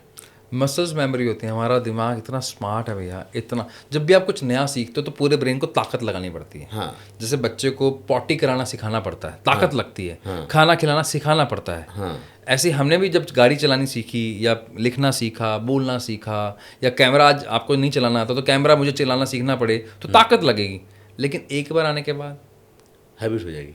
आपका ब्रेन स्मार्ट है। जैसे कई बार ऐसे लोग होते हैं ना जो घर मतलब कहीं निकलते कहीं और है, जाना मुझे आज कहीं और था, मुझे चंदन जी के स्टूडियो जाना है, और घर पहुंचे, मेरे साथ हुआ, कई बार हुआ। ऐसे करते हैं ना। हाँ। तो ये क्या है? क्योंकि हमारी मसल्स मेमोरी में और हमारा इमेजिनेशन विजुअलाइजेशन में और हमारी बॉडी में अलाइनमेंट नहीं होता, तो हम कहीं और चले जाते हैं फिर। हाँ। तो बॉडी को पता होता है। हाँ। तो आप सही रास्ते पे आ सकते हो और आप गलत रास्ते पे भी जा सकते हो, तो इसमें अलाइनमेंट नहीं है। हाँ। तो ये होता है। ये इसको फंबल किसे बोलते हैं? मैं शब्द खा जाऊं, हाँ। शब्द में अटक जाऊं, हाँ। या बोलना कुछ और चाह रहा हूं, और बोल कुछ और दिया। और मतलब मेरे काल्पनिक जो मेरा दिमाग है जहां से शब्द आ रहे हैं और जो मेरा टंग है, जो जीभ है, इन दोनों के बीच में दोस्ती नहीं है। तो क्या वो ये ज्यादा सोच रहा है, ये कम स्पीड से बोल रहा है, तो मैं अटक जाऊंगा या फंबल कर जाऊंगा। हाँ। या मैं यहाँ कुछ और था, यहाँ कुछ और था, और चेहरे के एक्सप्रेशन कुछ और थे। हाँ। अरे यार नहीं यार, मेरा सच में वो मतलब नहीं था, मैं कुछ और कहना चाह रहा था बस। अच्छा, होता क्या बात, जिससे ना मैं आपसे बात करते करते ना आपका कोई सवाल का मैं उसको सुन रहा हूँ क्योंकि मुझे सुनने में मजा आ रहा है। मुझे एक क्वेश्चन पूछना था, जैसे ही मेरा दिमाग ना आपके उस जवाब पे गया, मैं क्वेश्चन बोल गया। हाँ, क्योंकि कनेक्शन कट हो गया उसका। अच्छा, इंटरेस्टिंग है, ये बहुत बढ़िया आपने पॉइंट बोला। अल्टीमेटली आपने साबित कर दिया दिमाग एक बार में एक काम करने के लिए बना है। हाँ। और हमें लगता है कि मैं खाना खाते हुए मोबाइल देखूंगा तो मल्टीटास्किंग कर रहा हूँ। हमें लगता है कि मैं गाड़ी चलाते हुए मोबाइल देख रहा हूँ तो मल्टीटास्किंग कर रहा हूँ। गलतफहमी है। दिमाग एक बार में एक काम करने के लिए बना है। अच्छा, क्या मजेदार बात है ना कि आज हम टेक्नोलॉजी से इसको एक्सप्लेन कर रहे हैं, लेकिन हमारे बुजुर्ग कहते थे एक के साधे सब सदे, सब साधे सब जाए। हाँ, बिल्कुल सही। और वो भी कहा गया है कि आधी छोड़ पूरी को धावे और पूरी छोड़ आधी भी नहीं पावे। तो मतलब ये तो सही है, लेकिन अभी एक बात निकल के आई ना कि फोकस, एकाग्रता, क्योंकि उसके अभाव में भी ये चीज़ें होती हैं। आज के डेट में कितने दिमाग ऐसे हैं जो फोकस्ड होते हैं या एकाग्र होते हैं? स्टैनफोर्ड की रिसर्च है या फिर हार्वर्ड की है, नाम भूल रहा हूँ यूनिवर्सिटी का, 8 सेकंड का अटेंशन स्पैन रह गया हमारा। मतलब मैंने एक किताब ली, या मान लीजिए मुझे पॉडकास्ट देखना है, या मुझे कोई मूवी छोड़ देता हूँ मैं, ये जिसमें मेरा ध्यान लगने का काम है, तो मेरा ध्यान, मान लीजिए किताब है एक, मैंने चैप्टर खोला, 8 सेकंड के लिए मेरा ध्यान वहाँ है, फिर मेरा ध्यान चला जाएगा बाहर कहीं और, काल्पनिकता में, किसी और चीज़ में, किसी में खो जाऊंगा, घर की याद आ जाएगी, कुछ काम याद आ जाएगा, फिर अचानक याद आएगा, मैं वापस आऊँगा। मतलब और यही हमारे आपके टाइम पर जब हम पढ़ते थे तो कम से कम 1 मिनट का था। तो यानी कि जो काम 60 मिनट में होना चाहिए, प्रोडक्टिविटी हमारी ख़त्म होकर इस मतलब लेवल पर डाउन हो गई है कि वही सेम काम हम 3 घंटे में करते हैं। और साथ में मुझे लगता है फोकस इस वजह से भी कम है क्योंकि हमारे पास अब विज़न ही नहीं रहा। हाँ, एक बहुत बहुत बड़ी बात। मेरा विज़न अगर मैं कब किसी काम पे ध्यान केंद्रित करूंगा, या तो प्लेजर के लिए या फिर उसके डर से। तो भय खत्म हमने कर दिया, ना घर पे माँ बाप का भय रहा, ना टीचर्स का रहा, तो बच्चा इसलिए भी फोकस नहीं पाता। बड़ों के पास अब कंपैरिजन बहुत हैं, तो उनके पास बड़ा प्लान नहीं है। तो या तो मेरा विजन बढ़ाओ, मतलब मुझे दिखता है कि मुझे 1 मिलियन सब्सक्राइबर करने हैं, कंटेंट देना है, मुझे अच्छे पॉडकास्ट करने हैं, या मुझे मेरा बिजनेस इस लेवल पे लेके जाना है मेरी कंपनी का, तो फिर मेरा फोकस बढ़ा है, मेरा विजन बढ़ा है, तो मेरा फोकस वहां लगा हुआ है। फिर मैं उसके केंद्रित, उसके आसपास की चीज़ों पे ध्यान दूंगा, उसके आगे पीछे नहीं। तो वो मेरा काम होना चाहिए। लेकिन जब मेरा विजन ही नहीं है, दाल रोटी चल रही है, तो फिर दाल रोटी बनेगी। और आदमी शिकायत करता है, कर तो बहुत कुछ रहा हूँ लेकिन मिल कुछ नहीं रहा, कुछ नहीं कर रहा हूँ, बेवकूफ बना रहा अपने आप को। एक सवाल अब क्या है ना कि एक सवाल से ही सवाल निकल रहे हैं। एक रिसर्च पढ़ा था कि 1/3 हिस्सा दुनिया का इंसोमेनिया की बीमारी से जूझ रहा है, जिसको रात को नींद नहीं आती। दिमाग पे क्या असर पड़ता है इसका? गाड़ी आप सर्विस करवाते हो? हाँ, हम बॉडी की अच्छा, सर्विस आपके एग्जाम्पल गजब है भाई, गजब तर्क है आपके। गाड़ी सर्विस कराते हो, राइफल चलाते हो, राइफल की सर्विस होती है, कैमरे की सर्विस होती है, मोबाइल की सर्विस होती है, मोबाइल को भी रेस्ट चाहिए, वो हीट कर जाएगा। बॉडी को क्यों नहीं चाहिए? बॉडी को रेस्ट कब मिलता है? जब आप रात को सोते हो। लेकिन उसको चलाने वाला है दिमाग। दिमाग को रेस्ट कब मिलता है? जब आप डीप स्लीप में जाते हो, जैसे बोलते हैं non REM sleep. Non RAM मतलब जब आपकी आंखें हिलना डुलना बंद कर देती हैं। नॉन मतलब नॉन, रैम मतलब रैपिड आई मूवमेंट। आंखें जब हिलना डुलना बंद कर जाएं, तब वो वक्त है जब आपकी स्किन रिपेयर हो रही है। अच्छा। आपकी किडनी रिपेयर हो रही है, आपका हार्ट रिपेयर हो रहा है, जहाँ जहाँ चोटें पहुंची हैं, लिवर रिपेयर हो रहा है, आपका शरीर का एक एक अंग रिपेयर, दांत को छोड़ के सब रिपेयर हो रहा है। वो कब होगा? जब आप उस गहरी अवस्था में जाएंगे। और जब आप गहरी अवस्था में नहीं जा रहे, तो साइलेंट अटैक्स आ रहे हैं, अर्ली एज में डेथ हो रही हैं, क्योंकि आपकी बायोलॉजिकल एज और आपकी क्रॉनिकल एज और आपकी मेंटल एज में दिन रात का फर्क है। मैं दिखने में फिट हूँ, लेकिन अगर मैं नहीं सही नींद नहीं ले रहा, हो सकता है मैं मेकअप लगा के आया हूँ, तो अंदर मेरे बॉडी के ऑर्गन्स में तो मेकअप नहीं लग सकता। उसमें कैसे हो सकता है? तो वो क्या हुआ? उसकी एज, मेरी अगर 40 की एज है, उसकी अगर एज 60 की है, तो भैया कभी भी जाने का टाइम आ सकता है। हाँ, आइएगा बिल्कुल, क्योंकि आपने तो उसका अत्याचार कर दिया है। क्योंकि उसका जब रिपेयर होना था तो हम उसको लगाए। जैसे आज गाड़ी चलाओ, गाड़ी में भी लिखा हुआ है कि इतने किलोमीटर पर उसको रेस्ट देना जरूरी है। हाँ। रेस्ट नहीं दिया तो गाड़ी हीट कर जाएगी, गाड़ी बंद हो जाएगी, मोबाइल बंद हो जाएगा। तो उसको स्लीप अगर नहीं दी तो उससे बड़ा पॉइजन और कुछ नहीं है। स्लो पॉइजन ऐसा जो आपके अंदर से आपको खत्म कर देगा, आपको पता भी नहीं लगेगा, और कर रहा है। अच्छा, मज़ेदार बात क्या है ना कि ब्रेन हमारा एक तरह से इंजन है। अच्छा, बीच में एक बहस छिड़ी हुई थी कि ब्रेन की असली क्षमता को अभी तक नहीं मापा गया है, नहीं पहचाना गया, अभी हम सरफेस पे हैं। सही कह रहे हैं। तो क्या ये सही है? बिल्कुल सही कह रहे हैं। मतलब आप सोचिए ना, एक वही ब्रेन एक मीडिया पर्सन बन जाता है। वही सेम, आपके बैच में कितने लोग थे? 64। कितने लोगों ने जी न्यूज़ में काम कर लिया? जी न्यूज़ नहीं छोड़िए, मीडिया में ही केवल 5 लोग आए, बाकी से छोड़ के चले गए। सेम टीचर से पढ़ाई करी, हाँ, सेम सब्जेक्ट पढ़ा। हाँ, ऐसा क्या हुआ? एक ब्रेन वहाँ काम कर रहा है, हाँ, और आप ही की मीडिया में आज कितने लोग इतने टॉप पे बैठे हैं, हाँ, और एक ब्रेन बिल्कुल भी इस लायक नहीं है कि अपन दाल रोटी चला लें। एक ब्रेन प्रधानमंत्री बन गया, और एक ब्रेन अभी भी चाय वाला बना हुआ है। एक ब्रेन धीरूभाई अंबानी बन गया, एक ब्रेन आज भी वैसे काम कर रहा है। एक ब्रेन सचिन तेंदुलकर बन गया। ऐसा क्या है? वही तो कोचिंग ले रहे हैं। क्या बैट बल्ला मुझे चलाना नहीं आता? ऐसा क्या कर लिया मैंने? ब्रेन की पावर असीमित है, उसको अभी भी समझना पढ़ना। वो हमारी क्या मेडिकल वालों की प्रॉब्लम क्या है? वो एक लिमिटेड नॉलेज से देख रहे हैं। शास्त्रों में तो बहुत डिटेल में बात हुई है, पंचकोश पे बात हुई है, हमारे बहुत सारे डिटेल बॉडी पे बात हुई है, हमारी कितनी तरह की बॉडीज़ हैं, तो उस पर बहुत डिटेल में बात हुआ है कि देखो हमारी ब्रेन की पावर मैं बताता हूँ। आपने कुछ बच्चे देखे होंगे जो आंखों में पट्टी बांध के पढ़ लेते हैं, हाँ, टीवी पे भी आते हैं। आर्ट तो ऑफ ऐसे लिविंग, छू करके पढ़ लेते हैं। आर्ट ऑफ लिविंग में अभी विक्रांत मैसी जी जब श्री श्री रविशंकर जी का रोल कर रहे थे, उनका भी एक वीडियो देख रहा हूँ मैं। बच्चे क्या बड़े कर रहे हैं, वो कहाँ से है? आप और मैं तो आंखें खोल कर नहीं पढ़ पा रहे, वो आंखें बंद करके पढ़ पा रहे हैं, आंखें बंद करके स्कूटी चला रहे हैं। जादू नहीं है, ये ट्रेनिंग है ब्रेन की। अच्छा, तो एक वही व्यक्ति देखो, ब्रेन की ट्रेनिंग, जो बुर्ज खलीफा से जंप मार रहा है, हाँ, और एक व्यक्ति जिसको इतना डर लग रहा है कि वो ग्राउंड फ्लोर पे खड़ा है अपने 4 दीवारी में 5 फीट की दीवार पे, तब भी इसको डर लग रहा है। हाँ। क्या ब्रेन है? तो ये कैसे, आखिर ब्रेन की ताकत को ऐसे कैसे बढ़ाया जाए? सवाल तो यही है ना कि कैसे ब्रेन की ताकत को बढ़ाएं। मेरे हिसाब से ब्रेन की ताकत बढ़ाने का सही तरीका है उसकी रोज सफाई करना। रोज डेली सफाई करना जरूरी है। उसके लिए कुछ प्राणायाम हैं, जैसे नाड़ी शोधन प्राणायाम है, वो डेली हर व्यक्ति को करना चाहिए। अब लोग पूछेंगे क्यों करना चाहिए? क्योंकि भैया आपके ब्रेन 2 तरह के, मैं तो साइंस की बात करता हूँ। एक आपका लेफ्ट ब्रेन है जो लॉजिकल ब्रेन है, जहाँ से आप चीज़ों को समझते हैं, बात करने का तरीका, कोई समस्या समझने का तरीका। एक आपका राइट ब्रेन है जहाँ से क्रिएटिविटी आती है। इन दोनों को अगर ऑक्सीजन देनी है, जिसको आप सूर्य नाड़ी बोल रहे हो, जिसको आप चंद्र नाड़ी बोल रहे हो, हमारे लिए वो ब्रेन है। तो दोनों को पावरफुल बना दो नाड़ी शोधन से, ऑक्सीजन दे दो। ब्रेन का खाना क्या है? ऑक्सीजन।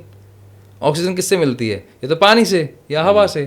तो पानी तो डालने से रहे, तो पानी पीते रहो, इसलिए बोलते हैं कि कम से 2-2.5 लीटर पानी पीना चाहिए। लॉजिक ये है। मैं ये सवाल जवाब पूरा हो गया था आपका? हाँ, मतलब इस पे दूसरा है कि आप भ्रामरी कर सकते हो, नाड़ी शोधन के बाद भ्रामरी कर सकते हो आप। ठीक है, क्योंकि आपके बुर्ज खलीफा वाले पे ना मेरा दिमाग वहीं जाके अटक गया था। अच्छा। अब एक सवाल मेरे दिमाग में ये उभरा कि थोड़ी देर पहले आपसे जब बात हो रही थी तो आपने कहा कि जब पति पत्नी इंटीमेट करते हैं और जब भ्रूण बनता है या जब कोई बच्चा गर्भ में पैदा होता है, तो उसमें भी कुछ ऐसी चीज़ें होती हैं, टाइमिंग होती हैं कि जिस समय अगर आप, या जो ऐसी गतिविधि होती हैं कि अगर उसके साथ आप गए तो जो ब्रेन बच्चे का डेवलप होगा वो शायद सही से नहीं डेवलप हो पाएगा। सही है। तो क्या ये जो बुर्ज खलीफा वाला ब्रेन डेवलप होता है और जो 5 सीढ़ियों पे खड़ा होकर डरने वाला ब्रेन डेवलप होता है, ये उस इंटरकोर्स पे भी डिपेंड करता है क्या? जब पति और पत्नी सहवास करते हैं या बच्चे के लिए प्लानिंग करते हैं, तो ये वहाँ भी डिपेंड करता है क्या? मैं कई बार बहुत सरप्राइज हो जाता हूँ। आप किसी एक पार्टी में जाते हो, बिना किसी से मिले, आपको लगता है यार ये व्यक्ति बहुत अच्छा है यार, इससे वो बात हो जाए यार। हाँ, और वहीं कुछ ऐसे लोग बैठे थे जिनके यार इसने कोई कुछ नहीं बिगाड़ा, आपके कोई पैसे नहीं लिए उसने, लेकिन उससे बात नहीं करनी। उसको आप बोलते हो तो वाइब, ऑरा, आभा मंडल। नई जनरेशन को वाइब बोलती है, मेरी वाइब मैच नहीं हो रही या मेरी वाइब मैच हो रही है। मुझे लगता है जब आप वहां बैठ के आपको ये महसूस हो रहा है, जब आप किसी को इनवाइट कर रहे हो अपने गर्भ में, उस समय आपकी वाइब्रेशन आप अगर पुराने शास्त्रों को पढ़ें तो हमारे यहाँ पर प्लानिंग करना, यानी कि बच्चे को बुलाना, यानी कि किसी आत्मा को आप बुला रहे हो अपने गर्भ में, इनवाइट कर रहे हो। और हमारे यहाँ बोला जाता है कि घर में अगर कोई आता है तो भगवान का स्वरूप है। अब मैं भगवान के स्वरूप को दारू पी के कैसे बुला लूँ? मैं मान लो आप मेरे घर पे हैं और मैं आपको नशे में मिलूँ और आपको खाना भी ना पूछूं, आपको कैसा लगेगा? अरे गाली दोगे? छोड़ के चला जाऊंगा। बस ऐसे ही। तो आप अगर उस प्रोसेस का फ़ायदा उठाना चाहते हो, बच्चे को डिज़ाइन करना चाहते हो, तो उस समय वो प्रोसेस बहुत, हमारे यहाँ पे ना भारत में आना और जाना दोनों इंपॉर्टेंट हिस्से हैं। आना मतलब किसी का आना आपके गर्भ में, जाना इस धरती को छोड़ के जाना। दोनों के अपने अपने एक रिचुअल्स हैं, उसके पीछे कारण है। तो पहला कारण है जब आपने सहवास करना है, तो पहले हमारे ऋषि कैसे करते थे? वो पहले नहाते थे, ध्यान करते थे और उस ऊर्जा को लेके आते थे कि किस वाइब्रेशन में हूँ मैं। तो मैं भी देखो, मारुति 800 से आप BMW से नहीं जीत सकते। तो BMW का इंजन लगेगा। इंजन लाने के लिए क्या करेंगे? आपको ताकत बढ़ानी पड़ेगी। ताकत कैसे बढ़ेगी?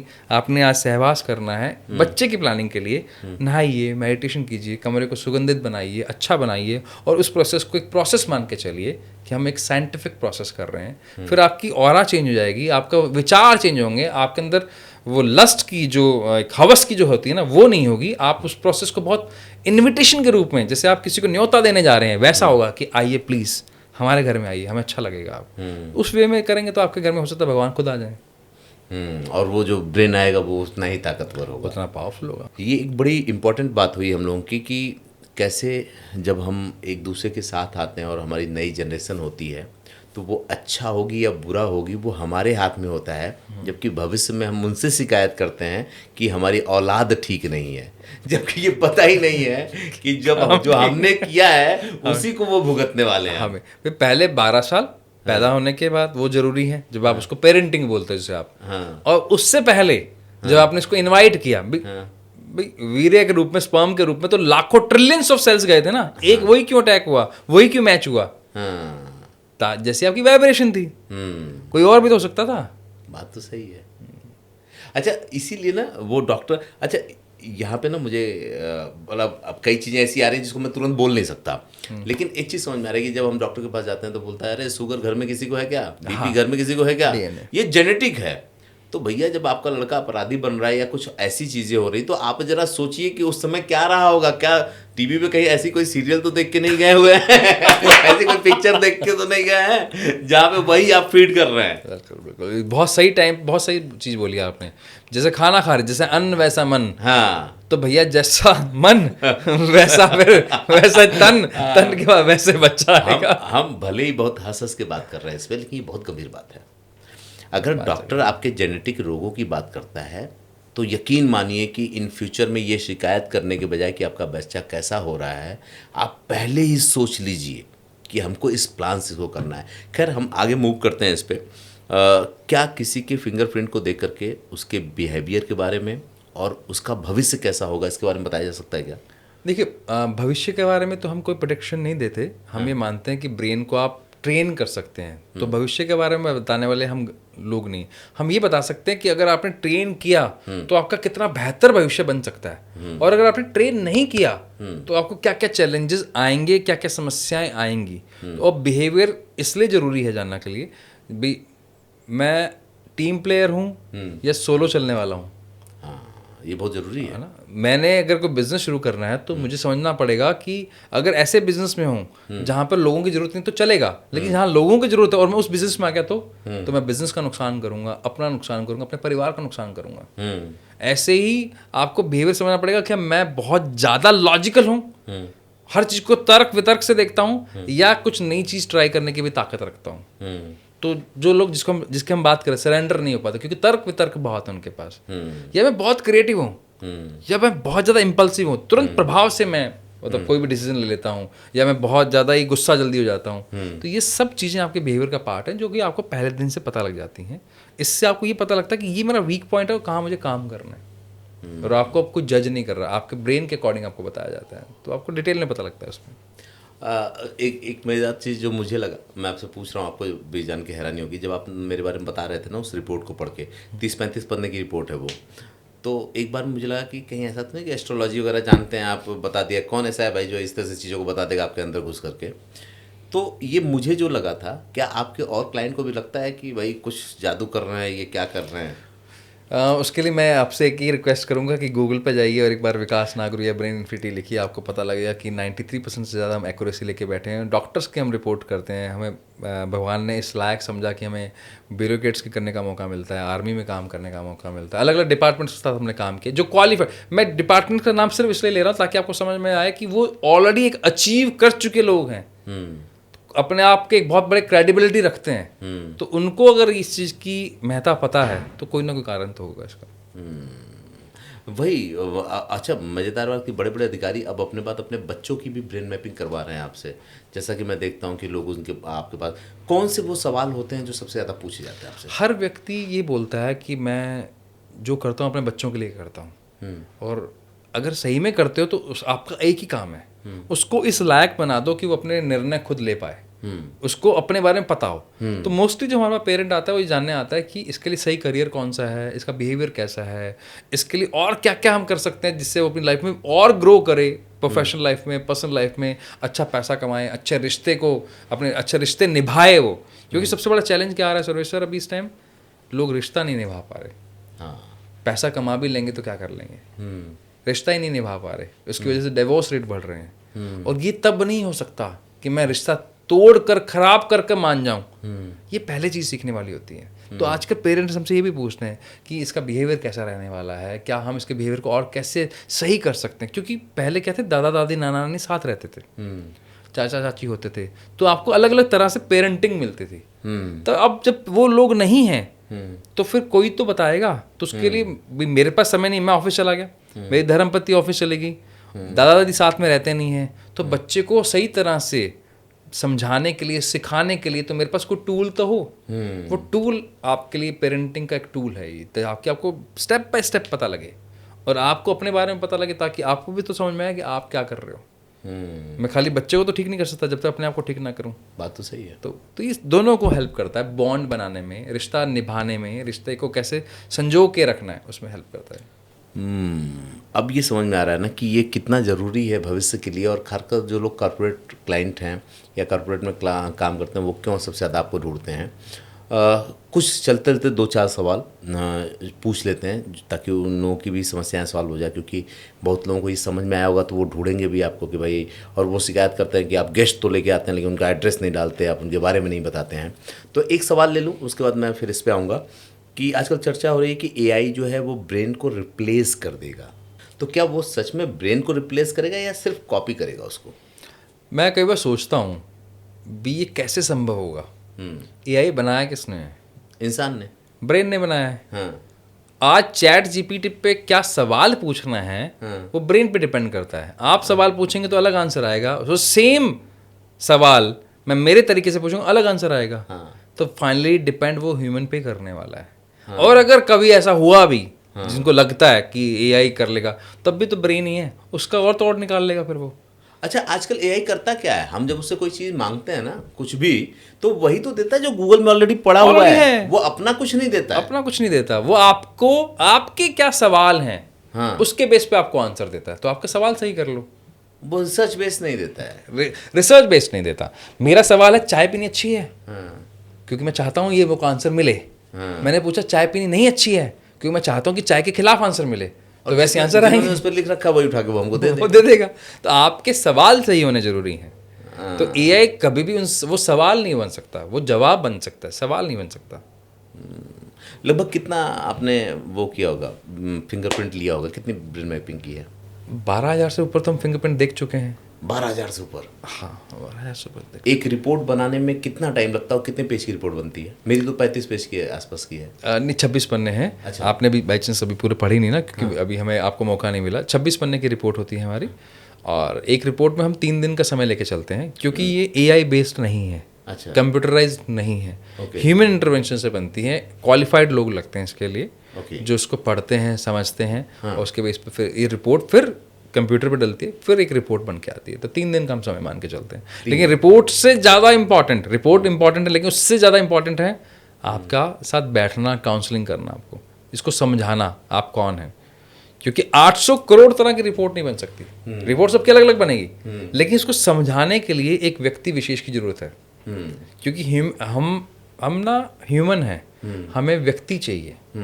अगर खाली कंप्यूटर ही बोलेगा तो हमें ना तो फील आएगा, ना हम उसकी गहराई को समझ पाएंगे। तो ह्यूमन इंटरवेंशन के साथ होता है। तो आप क्या करते हैं? मतलब बेसिकली ये रिपोर्ट बना के आपने दे दिया, अगर आपका कोई क्लाइंट है, मान लीजिए आपके पास आया, तो आपने रिपोर्ट बना के सिर्फ दे दिया, या इसमें कोई रेमेडीज़ होती है जो बताते हैं, या कुछ पॉइंटर ऐसे लिख करके देते हैं, या कुछ एक्सरसाइज आप बताते हैं, या दिमाग के लिए कुछ ऐसे जैसे टंग ट्विस्टर वगैरह होता है उस तरह की कोई चीज़ देते हैं? कैसे क्या करते हैं आप? इसका पूरा प्रोसेस बहुत सिंपल है। हमारे पास 11 लोगों की टीम है जो काउंसलिंग करते हैं। तो उसमें हम क्या AAA पे काम करते हैं। AAA होता है, पहले किसका टेस्ट हुआ उसको लेकर अवेयरनेस उसको देते हैं कि आप कौन हैं, आपकी स्ट्रेंथ क्या है, आपके वीक पॉइंट्स क्या हैं, आप कहाँ कमजोर पड़ेंगे, क्या आपकी ताकत है, और कहाँ तक आप जा सकते हैं। तो अवेयरनेस। फिर एक्सेप्टेंस पे आते हैं, सेकंड डे पे आते हैं। एक्सेप्टेंस का मतलब क्या है कि आप इस चीज़ को मानिए कि आपकी कमजोरी और ये सब चीज़ अगर आप मान लेते हैं तो फिर क्या आप ना ताकतवर हो जाते हैं। मैंने मान लो मेरी गलती मान ली, अब मैं सरेंडर हूँ। मुझे ये पता लग जाए कि मेरे ताकत है कि मैं बोलता बहुत अच्छा हूँ, तो मेरी ताकत है, मुझे पता लग गया, तो एक्सेप्ट कर लिया मैंने तो मैं इस पे काम करूंगा, कमी को सुधारूंगा। थर्ड आता है एक्शन प्लान, जिसकी आप बात कर रहे हैं, रेमेडी। तो ट्रिपल ए में एक्शन प्लान बहुत इंपॉर्टेंट है। किसी के लिए सूर्य भेदी प्राणायाम अच्छा है, तो किसी के लिए चंद्र भेदी प्राणायाम अच्छा है। किसी के लिए मंडला आर्ट अच्छी है और किसी के लिए वही सजा है। किसी के लिए टेट्रिस गेम अच्छा है और किसी के लिए वही पेनफुल है। तो हर ब्रेन के अकॉर्डिंग एक एक्शन प्लान। फिर काउंसलर पूरा 40 से 50 मिनट में बताता है आप कौन हैं, आप एक्सेप्ट कीजिए, उसके बाद फिर आपके ब्रेन के अकॉर्डिंग एक्शन प्लान। और अब इतने लोगों ने देख लिया, उनको समझ में भी आ गया होगा। बहुत से लोगों को तो हमने जितना एग्जांपल दिया लोगों के जीवन में घटित होता होगा। अब ऐसे में कोई ये चाहे कि नहीं मुझे विकास जी से मिलना है और विकास जी से मिलकर के अपनी रिपोर्ट बनवानी है, पढ़वानी है, तो क्या प्रोसेस होते हैं, वो कैसे आप लोगों से संपर्क करते हैं वो लोग? वो हमारे इंस्टाग्राम डीएम पे हमें डीएम कर देते हैं, हमें मेल आ जाती है, या फिर हम सर्वेश मिश्रा जी से रिक्वेस्ट करेंगे, डिस्क्रिप्शन में एक लिंक डाल देंगे जिसमें वो डाल देंगे, जिसमें लोग हमसे कनेक्ट कर पाएँ। मैं तो आपसे एक रिक्वेस्ट करूँगा कि आपके डिस्क्रिप्शन में हम एक लिंक डाल देंगे। बाकी हमारी टीम बैठी है, किसी का भी डीएम आता है, रिप्लाई आता है, तो हमारी टीम उसको रिप्लाई कर दे। नहीं, मैं बिल्कुल डालूंगा। और मेरी कोशिश होती है कि जो लोग हमारे साथ 1 घंटा सवा घंटा बिता रहे हैं उनके जीवन में कुछ बदलाव आया, और जब लोग आकर के कमेंट करते हैं तो मुझे खुशी होती है। क्योंकि पॉडकास्ट इसलिए नहीं कर रहा हूँ कि मुझे इससे बहुत पैसा बनाना, पैसा आए, मैं ईश्वर से दुआ करूँगा कि बहुत पैसा आए, लेकिन मेरा अपना एक काम है, एक बिजनेस है जिसके थ्रू हम इन चीज़ों को लेकर के चल रहे हैं। एक कोशिश ये कि इन फ्यूचर कहीं किसी मुकाम पे कोई मिलता है और कहे कि आपके पॉडकास्ट को देखा था और ये गेस्ट आए थे ना, तो मेरी लाइफ में बड़ा चेंज हुआ, तो उससे बड़ा सेटिस्फैक्शन और खुशी नहीं होती। तो मैं वो लिंक डाल दूँगा, और ताकि लोगों तक ये चीज़ें पहुँच जाएँ और कुछ बदलाव हो सके। बाकी एक बात मैं ज़रूर कहूँगा, जो इतनी बातें होने के बाद मुझे समझ में आया। पहले किसी ने कहा था कि आप अपने शब्दों पे गौर कीजिए क्योंकि वो सेंटेंस बनते हैं, उस पे गौर कीजिए क्योंकि वो आपकी आदत बनती है, और वो जो आदत बनती है उससे ही रिजल्ट निकल के आता है। तो मैं आपसे कहूँगा कि जीवन में, या हम रोज़ जितनी गतिविधियाँ करते हैं, सुबह से लेकर के शाम तक, जगने से लेकर के सोने के बीच में, हमारा माइंड का एक हिस्सा उसको ऑब्जर्व कर रहा होता है और बहुत तरीके से उसको सहेज रहा होता है। और जब फ्यूचर में वही उसकी पुनरावृत्ति होती है ना, तो आपने उसको कैसे लिया है अपने ज़िंदगी में, कितनी बड़ी समस्या को आपने हवा में उड़ा दिया, तो अगली बार जब वो समस्या आएगी ना, तो वो कहेगा भाई कुछ नहीं है यार, ये तो हवा में उड़ने वाली चीज़ है। लेकिन अगर छोटी छोटी बातों को भी आपने मुश्किल बनाया है, तो यकीन मानिए कि आने वाले वक्त में वो आपके ज़िंदगी के ना हर्डल्स बनेंगे, वो उतने ब्रेकर्स बनेंगे जो आप सोच भी नहीं सकते, और आपका दिमाग ना पीछे से निकाल के आपको देगा। तो कोशिश कीजिए कि अपने दिमाग को दुरुस्त कीजिए, शब्दों पे गौर कीजिए, अपने एक्टिविटीज़ पे गौर कीजिए, जिन लोगों के संग साथ रहते हैं उनके साथ गौर कीजिए, क्योंकि बहुत सी ऐसी चीज़ें जो हमारे अंदर डेवलप होती हैं वो हमारे आसपास के लोगों की वजह से, उनके रिएक्शंस की वजह से होती है। और उसके बाद अगर आपको लगता है कि नहीं, एक बार हम अपने दिमाग को जान लेते हैं, अपने फिंगरप्रिंट को जान लेते हैं, तो विकास जी आप लोगों के बीच में हैं, आप इनसे संपर्क कर सकते हैं, मैं आपको लिंक भी दे दूंगा, और आप इनसे सीधे भी इनके सोशल मीडिया पेजेस के थ्रू बात कर सकते हैं। हमारी कोशिश बस ये है कि किसी भी तरीके से जीवन बेहतर होना चाहिए, माहौल अच्छा बनना चाहिए। तो आप लोग इसको देखिए, और अगर कुछ क्वेश्चंस, कुछ सवाल हैं तो लिख भेजिए, लगता है जो हम नहीं पूछ पाए हैं, या आपको लगता है कि नहीं ये सवाल हमें मिल जाए। अगर 20 से 25-30 सवाल भी ऐसे आ जाते हैं कि मुझे लगता है कि हमें दोबारा बैठना चाहिए, तो हम बैठेंगे ज़रूर। तब तक आप भी इंतज़ार कीजिए, और मैं भी नए एपिसोड का इंतज़ार करता हूँ।